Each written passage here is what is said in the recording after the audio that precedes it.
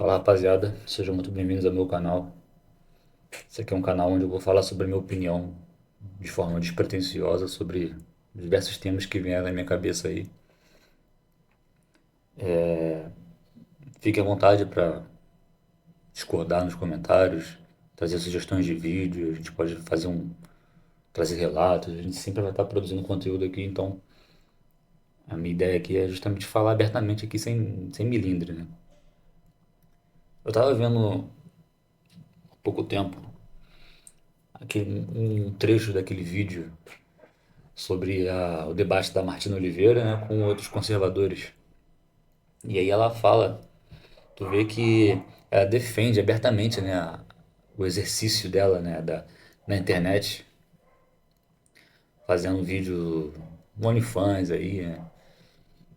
E é muito, cara, eu fiquei surpreso da forma como ela via a situação, né? Ela defendia realmente a prática dela, ela entendia. Ela não só defendia, cara, ela entendia que aquilo que ela fazia era moralmente certo. Ela dizia que, porque para ela o pensamento dela é o seguinte: eu tô aqui produzindo conteúdo, mais 18, tô ganhando dinheiro pra caramba com isso. Os caras que estão assinando meus planos, né, meus conteúdos, os que estão consumindo, vamos botar assim, estão recebendo também o que eles querem ver, o que estão pagando para ver. Então todo mundo sai ganhando.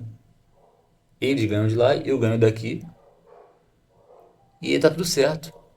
Você vê que isso vai numa linha de pensamento que, para ela, é praticamente moralmente correto.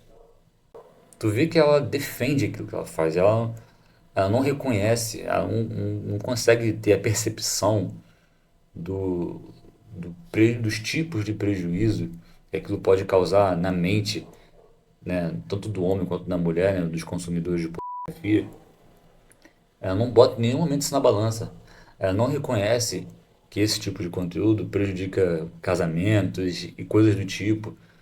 Para ela não, o ganho principal é ela tá ganhando dinheiro. E ela tá ganhando muito dinheiro. Ela tá vivendo, ela tá gastando o que ela quiser, tá fazendo uma coisa que ela gosta e ganhando muito dinheiro. E ela defende isso, sabe? Eu não vou dizer que existe uma dissonância cognitiva da parte dela, não, mas eu diria que tá mais com uma questão utilitarista da parte dela. E aí você entende, e para quem não sabe, o utilitarismo é essa ideia de que a moral pode ser calculada através de uma ação que gera mais prazer do que dor, no caso, né? Então, esse é o exemplo dela. Ela entende que o que ela está fazendo está gerando mais bem do que mal. Ela, em nenhum momento ela avalia o que está gerando de mal. Então, imaginando um cenário onde uma pessoa, um cara, ele crie, ele poste uma imagem ou um vídeo, vamos botar assim, um vídeo, onde ele fala absurdos, defendendo atrocidades ao longo da história, enfim. E aquele vídeo vai ter gente, cara, sempre vai ter gente que vai curtir. Não adianta. Por mais que ele não tenha muita curtida, mas o fato dele ter muitos comentários, o fato dos comentários terem likes, o fato dele ter sido compartilhado, dele ter sido visto várias vezes, o YouTube, o algoritmo daquela plataforma, o Instagram também, enfim, ele vai entender que aquele conteúdo é relevante. E com isso vai ser mostrado para mais gente. E mais pessoas vão ter opinião, né, formada, digamos assim, por esse tipo de estrutura. Porque pode ser que pessoas não concordam com aquele post, com aquele vídeo. Outras vão concordar. E opiniões vão sendo formadas. Então você entende o perigo dessa visão utilitarista quando a gente perde a dosimetria, perde a dosagem do que ele acarreta, do que ele faz, do que ele não faz. Quando a gente esquece, quando a gente deixa de lado da equação, quais malefícios eles podem trazer. Se a gente for levar para uma questão de vidas humanas, a gente tem o exemplo do Thanos. O Thanos, ele acreditava que trazendo para uma visão malthusiana, que os recursos estavam escassos no universo, tinham muitas bocas para serem alimentadas, então essas bocas tinham que ser eliminadas. Né? A visão malthusiana é isso, né? Ele basicamente são muitas bocas para serem eliminadas, para serem alimentadas, Então, a gente tem que fazer alguma coisa a respeito. É claro que o Malthus ele diria que ele não era a favor da superpopulação, ele não era contra a superpopulação. Ele era a favor da superpopulação desde que houvessem meios para alimentar essas pessoas. E o Thanos traz isso. Você não tem como, os recursos, a produção não está acompanhando o aumento da população universal, então vamos diminuir isso aqui, vamos acabar com isso aqui. Então quem é que decide? Pra tu ver como é que essa visão utilitarista ela é complicada, né? Por que que a gente traz isso para nossa vida? A gente toma decisões utilitaristas? Porque a gente está o tempo todo fazendo coisas que beneficiam a nós mesmos. No Clube da Luta tem um trecho que o Tyler Durden ele fala que somos uma geração de homens criados por mulheres. Trabalhamos em empregos que não gostamos para comprar coisas de que não precisamos. Porque a gente entende, né, eu vou trazendo aqui na minha visão, a gente entende que essa forma de viver é a forma que vai gerar mais prazer.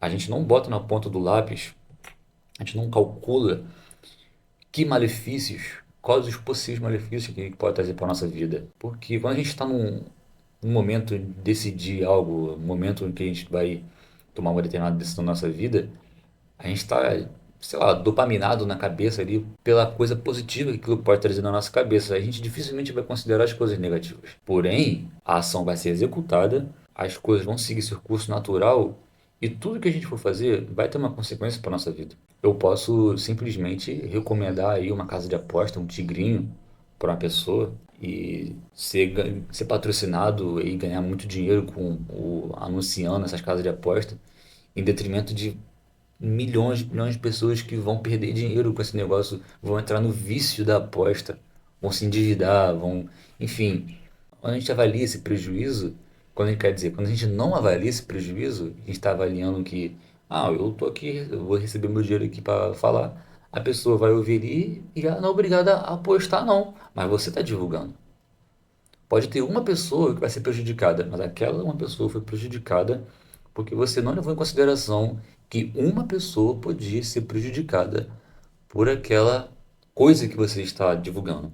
Um outro exemplo disso é essas influências aí que estão divulgando intercâmbio de trabalho na Rússia, um lugar lá remoto lá, vai ganhar passagem, vai ganhar ali um alojamento e aí vai ganhar um salário de US$ 700, US$ 600. Pô, irmão, você tá de sacanagem. US$ 600, US$ 700 dá pra fazer o quê lá? Porque você vai receber lá e você vai gastar lá. Você vai ganhar lá.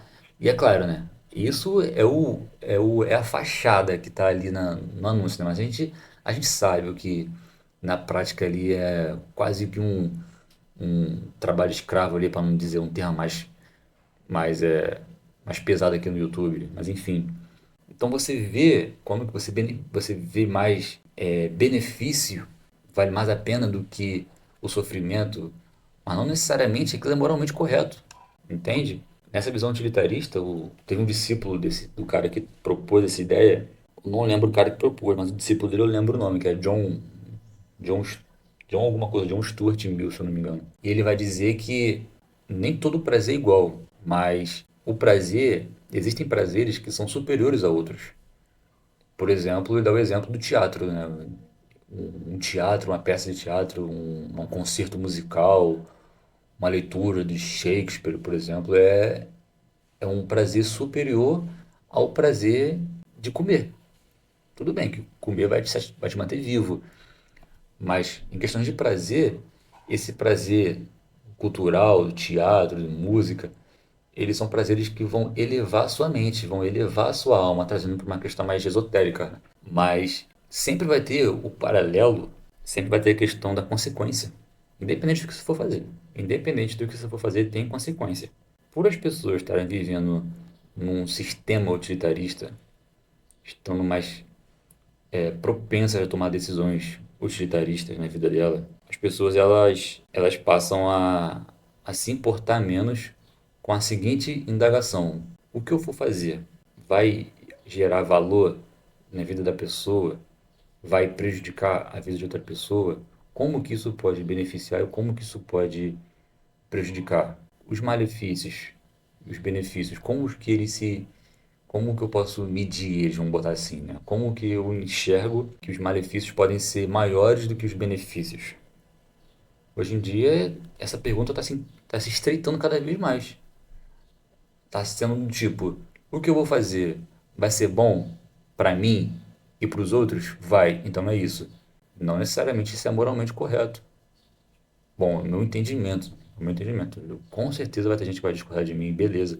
Mas o ponto é que a partir do momento que a gente entende que somos responsáveis em determinadas coisas, a gente é responsável pelo aquilo que a gente faz com a gente mesmo e essa determinada coisa que a gente faz acarreta na vida de outras pessoas. Você entende? A gente é responsável, sim. A gente pode não ter culpa de muita coisa que acontece com a vida de outras pessoas. A gente pode sim assumir responsabilidade com as coisas que a gente faz que influenciam nas outras pessoas. Por exemplo, o Felca. O Felca bateu de frente com um casa de aposta, irmão. Bateu de frente, ele desbancou. Eu duvido que se não teve muita gente, muita casa de aposta ali que se ferrou com ele. Inclusive, tem uma que até ofereceu 50 milhões de reais para comprar a opinião dele. E ele divulgou lá, falou que não ia, que não sei o quê, papá. Aí o cara fez o vídeo da adultização lá também, ganhou mais seguidor também. O cara se mostrou um gigante aí nesse combate aí de malefícios. É claro que, né, não vou entrar aqui no mérito do como o governo, como que o Estado se apropriou desse vídeo dele para tentar censurar a rede social, mas o cara bateu de frente com dois esquemas que estavam prejudicando tanto as pessoas normais, né, digamos assim, que trabalhavam, recebiam dinheiro e estavam sendo influenciadas, né, por influências aí, sendo indo para esse ramo da aposta, e crianças que estavam consumindo conteúdos de adultização das crianças, e os predadores também nos comentários com os códigos deles, enfim. O Felca desmascarou isso tudo. Aí me vem o Felca e se alia com a Globo, que é um inimigo muito maior do que casa de aposta. Ao longo do tempo aí, quantas, quantas produções que a Globo produziu de novelas, de filmes sobre questões matrimoniais, de casamento, de pai e filho, de coisas que estimularam adultério dentro do casamento, coisas que a Globo foram produzindo, que foram mudando a opinião das pessoas. Hoje a gente vê pessoas hoje tendo conflitos, pessoas discutindo porque são convenientes com aquelas ideias da Globo, sabe? Que o negro ele é vítima, que o negro ele é um pobre coitado e que a mulher é menor que o homem. Cara, essa que é a estratégia do dividir para conquistar, né? Então o cara bate de frente com um caso de aposta, mas aí o cara se alia com a Globo. Aí tu fala, nessa história toda, desde que ele começou essa trajetória, quem que se beneficiou? Por quê? Ele ganhou engajamento, ele ganhou patrocínio, ele ganhou reconhecimento, ganhou respeito, ganhou moral com o público. E aí ganhou, com certeza ganhou dinheiro. Teve gente que se prejudicou com isso, com certeza, né? Porque essa questão da adultização das crianças vai impactar essa lei aí que bateram aí. Porque o Estado não está preocupado com o tema da adultização. Porque já existem leis que proíbem isso. É só a polícia ir lá investigar, produzir provas, julgar e prender. É só cumprir o que a lei já determina. Mas não. O que eles querem fazer aqui? Controlar o discurso na internet. E vai ter produtores de conteúdo como um youtuber clássico que vai ser prejudicado por conta dessas leis aí. E o cara tá lá agora ganhando um quadro na Globo aos domingos aí, um contrato milionário, cheio de dinheiro e tirando fotinho vestido de Mona Lisa. Então, ele realmente avaliou que o que ele veio construindo, que ele veio executando, agora está começando a gerar uns tipos de malefícios. E que tipos de malefícios podem ser esses? As pessoas que passaram a apoiar ele, agora estão olhando para ele e falam assim, caraca, o que esse cara está fazendo na vida dele? Por que que ele foi contra a casa de aposta? Agora está saindo com o Globo que promove casa de aposta. Existe aí a questão da dissonância cognitiva dele, né? Então, trazendo para o nosso dia a dia, nossa vida, como que a gente vai, né, seguir nos próximos anos da nossa vida aí nesse padrão de pensamento que é o utilitarista? o utilitarismo em si no nosso comportamento. A gente tem um sistema aí, a gente tem um algoritmo que premia esse tipo de conteúdo, mas em nenhum momento estimula, não existe nada que traga uma reflexão profunda, uma reflexão, às vezes nem profunda, mas uma reflexão pelo menos honesta sobre o tema. Você vai fazer uma determinada ação, então você pensa sobre o que você vai fazer. Você tem que avaliar se o que você for fazer gera mais prejuízo do que benefício, ou se gera mais benefício do que prejuízo. Porque, de repente, por mais que os prejuízos sejam menores, eles podem ser mais graves, né, no curto, médio ou longo prazo do que no médio e longo prazo, né? O curto vai ser o benefício. Então, o médio e longo prazo ele pode ser muito mais grave do que aquele grande quantidade de benefícios, grande quantidade de benefícios no curto prazo. Então é isso, rapaziada. Essa é a minha ideia para vocês aqui. Curta aí, dá um like aí para fortalecer o canal aí que tá começando agora. Se você tiver alguma discordância, bota no comentário aí. Espero que vocês curtam o conteúdo desse tipo de conversa. Eu ainda estou aprimorando ainda, vai ter coisas que eu vou precisar melhorar aqui na forma como eu vou produzir o conteúdo, mas em princípio vai ser isso aí. Vai ser uma conversa despretensiosa mesmo. E é isso. Forte abraço.